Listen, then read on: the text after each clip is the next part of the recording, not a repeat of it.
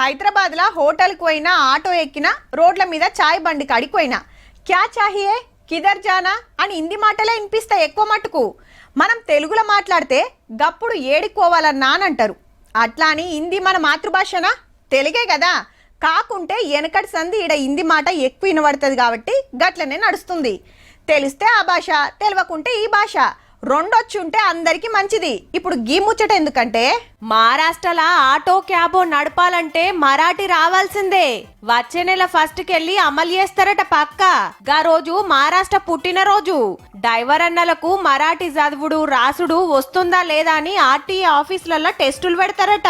Gandla pass అయితే ఏం లేదు, లేదంటే లైసెన్స్ క్యాన్సిల్ చేస్తారట. అంటే వాళ్ళు ఆటో క్యాబ్ రోడ్డు మీదకి తీసుకురాలేరన్నట్టు. డ్రైవర్లు మరాఠీలో కాకుండా ఏరే భాషల్లో మాట్లాడుతున్నారు. మాకు తక్లీఫ్ అవుతుందని పబ్లిక్ కంప్లైంట్లు ఇస్తే కొత్త రూల్ తీసుకొస్తున్నారన్నట్టు. బయటి రాష్ట్రాలకెళ్ళి వచ్చినోళ్లకు మేం వ్యతిరేకం కాదు. మనం ఏడ పని చేస్తే అక్కడ భాష నేర్చుకోవాలి, లేదంటే దందాలు చేసుడు కష్టమైతది, పబ్లిక్ కు తిప్పలైతది అనేది సర్కారోళ్ళ మాట. అయితే ఏరే రాష్ట్రాలకెళ్ళి వచ్చినోళ్ళు సర్కార్ రూల్ మీద గరమైతున్నారు.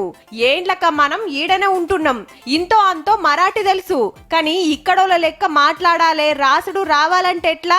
మా లైసెన్సులు రద్దు చేస్తే మేం పక్క కోర్టుకు పోతాం అంటున్నారు.